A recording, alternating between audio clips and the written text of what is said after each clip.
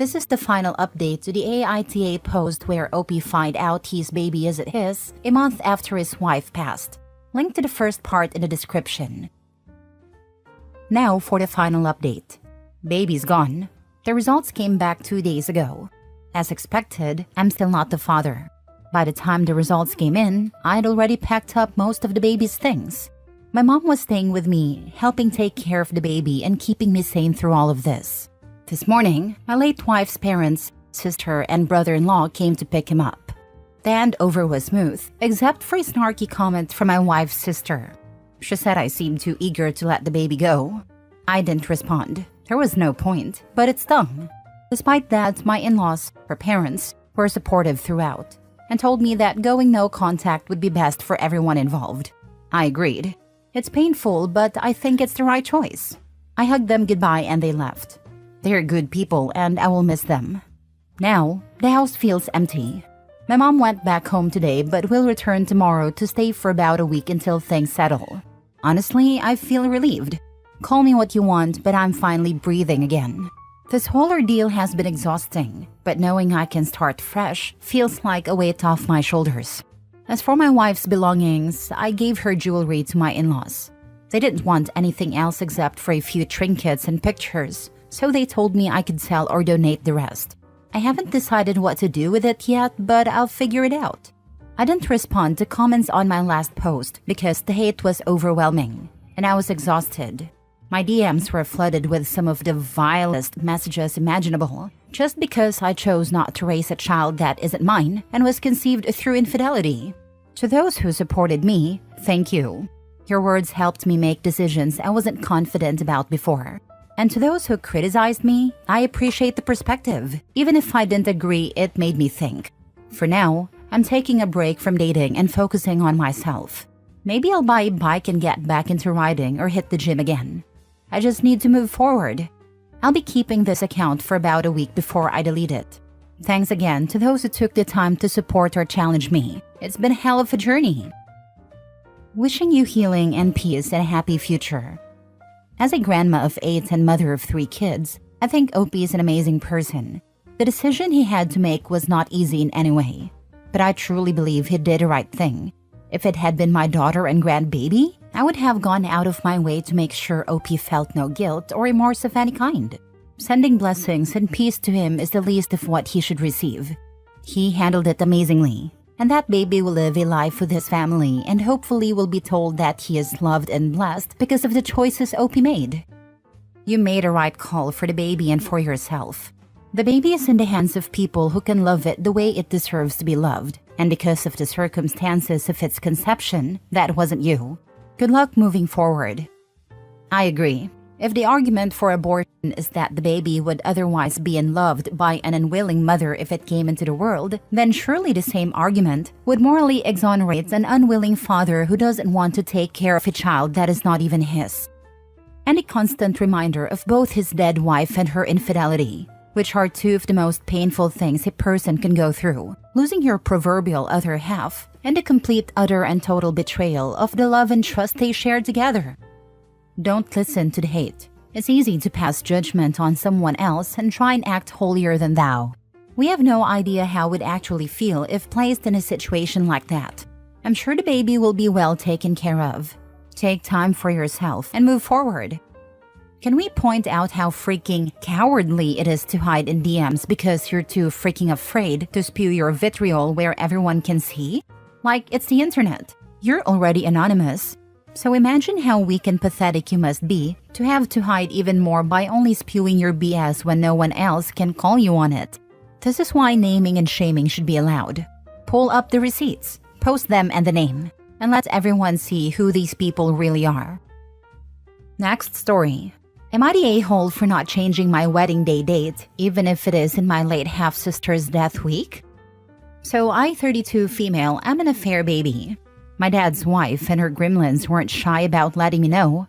Years of shunning, calling me a bastard, mistreating me, and showing blatant favoritism and overall better treatment to them than me.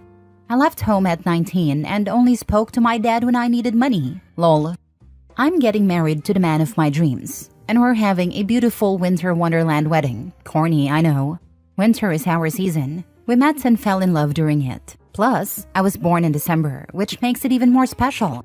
The problem is that my wedding date falls during the week when my half-sister Amy died. She passed away on the 15th and our wedding is on the 13th. I didn't plan this intentionally. My fiancé was the one who picked the date. They have a tradition of making that whole week about her, with dinners, small parties, and visiting her grave. I don't participate since I never liked her, nor did we have a good relationship. When he received his invitation, my dad called me, almost in shock, and asked if I could move the date to late December or early January, since he didn't think he could attend. I told him that if that's the case, I guess he wouldn't be showing up, because I'm not changing it. He broke down and asked if I was punishing him again. He often tries to manipulate me like this. I told him I wasn't. I just didn't care enough, and I told him not to bother me anymore before hanging up. He called again and apologized, but I told him I didn't appreciate being manipulated or made to feel bad in the months leading up to one of the happiest days of my life. I told him he was uninvited. Since then, he's been basically harassing me. I'm starting to think I might be the a-hole, but I don't know. Am I the a-hole? Not the a-hole. Your dad clearly is still only concerned about his original family. He isn't even hiding it. My friend, he's not your father. Father is a title earned, and he has not done anything to earn it. What an absolute failure of a man. I'm so sorry he was too weak to protect you from the people who try to make you feel small for simply existing. And those wedding perks that come with being a real father, like walking you down the aisle or having a dance, he hasn't earned either. You're beginning a new chapter in your life, and you're not obligated to carry the baggage forward to this new stage. And your dad and his family are baggage. Not the a-hole. Be selfish for your own peace. My nephew got married on the anniversary of my brother's death, his uncle. It made what was once only a sad day into a very happy celebration. Congrats on your marriage. I would love if someone got married or had a child around the time my brother died. Mid-June is always hard in my family. If we could celebrate new life at the same time, it would open so many new doors. You are not the a-hole. I got married in December. The 10th to be exact, as our anniversaries are around that time. My grandmother's birthday was the 7th, and for me it was like she was with me somehow even though she was gone. You didn't make the decision with malice intent. Enjoy your wedding and don't worry about your dad's family. Think of yourself as Cinderella finally getting her happy ending. Next story. Am I the a-hole for telling my dad's fiancé I am not interested in being her son or accepting her as a mom? My mom died 6 years ago. I'm 60 now, and for the past 2 years, my dad has been dating Kate. Kate is a widow who has 2 kids with her late husband, both under the age of 5. My dad and Kate got engaged at the start of the year. Around that time, Kate's kids started calling my dad Dad. I think it's because we all moved in together then. Since that move, Kate has been trying to bond with me and build a mother-son relationship to go along with my dad's father-kid relationship with her kids. I've tried to be polite while not agreeing to most of the things she has asked me to do with her. Mother's Day was the first real fight we had. My dad and Kate wanted us to celebrate the day as a family, but I chose not to because Kate isn't my mom, and she is not the person I'd want to spend that day with. I said as much. Kate told me she could be my mom and was willing to try very hard to be a good mom to me. When I didn't go along with it, she said these were important memories for the whole family, and we needed to blend as a family unit. My dad tried to claim I was a big brother now, or would be once they were married, and that I should want to create a close, loving, and supportive family unit for Kate's kids. When I said I didn't feel obligated to, we fought. The fight didn't stop Kate, but in the past month, she's been more upset because, on top of everything, I refused to give her away at the wedding. She said she wanted her kids to do it, and they will be walking with her. But since I'm older and technically able to do it in a more official way, she was hoping I would. I told her I wasn't going to do that and would be extremely uncomfortable in that role. After that, Kate pulled me aside when my dad and her kids weren't home and asked why I was being so difficult. I told her it's because I'm not interested in being her son or accepting her as my mom. I told her she's Kate, just Kate. Her kids are just Kate's kids or my dad's almost step-kids. I told her I don't want to be her son or their brother, and I'm not going to try to be something I don't want to be. I said it's fine to be friendly, but they will never be the nuclear family to me that they want to be with each other. My dad tried talking to me after Kate told him about our conversation, but we ended up arguing. Kate and my dad both said I was being unfair by not even trying the nuclear family thing to make it work. They said being 16 doesn't mean I can't open my heart to another mom and 2 siblings. Am I the a-hole? Now for the comments. Not the a-hole. Of course no. Your dad and stepmom should be trying to force you to be a son/brother. All you have to be is respectful to them. I really hope they can understand and respect you. He's still grieving. His dad and Kate need to understand that and give him his respect. This is it. The difference between Kate's kids and OP is that OP consciously knew his mom. He's good, I think, especially because he explained to her that he's okay with Kate marrying his dad and he's friendly with a lot of them. He just doesn't see her as his mother. If Kate and dad don't push it, a friendly relationship can become a trusting friendship. They just shouldn't expect the mother-son relationship. Did you make it clear to her that just because your mom is no longer here, she's still your mom? Always will be. No one should try to usurp that title. Can you offer to be friends? Yes, I said this to my dad and to Kate. They can't separate me from Kate's kids who could accept dad. But they're so young and don't remember their dad. If they would bother to do the smallest bit of research, they'd realize they're being total idiots. When I was getting serious with a man who had 10-year-old twins, I decided to actually read about step-parenting and what my role in their lives would be. Surprise, surprise, children over the age of 5 will likely never have a parent/child relationship with a step-parent. It can still be meaningful and close, but it is totally different to a parent and child. Your dad and his fiancé are being completely unreasonable. Next story. Am I the a-hole for telling my wife that I will live in my house if things don't work out? Long story short, her kids have strained our marriage, and I've been staying with someone else at her insistence after already being gone for 10 months for professional reasons. For the last couple of weeks, she's had it in her head that she and her kids will continue to live in my house without me until it's sold if we decide to divorce, while I continue to pay the mortgage. Her name is nowhere on any ownership documents. I've paid the entirety of the mortgage and the down payment. I would obviously buy her out of any other equity she's contributed, appliances and small improvements, but I haven't decided on anything beyond that. Last night, I finally told her to forget that as an option. This made her upset because she has nowhere to go, admittedly not comfortably, and cannot afford to pay the bills independently. I also told her that I wouldn't kick anyone out, but she refuses to simply cohabitate for the sake of practicality. We're still trying to work things out. So, am I the a-hole? How long have you been married? 4 years. You need to hurry up and divorce. You've been separated for almost a year already, 10 months working away. She doesn't want you living in your own home. The longer you delay kicking her out, the more money she can take from you.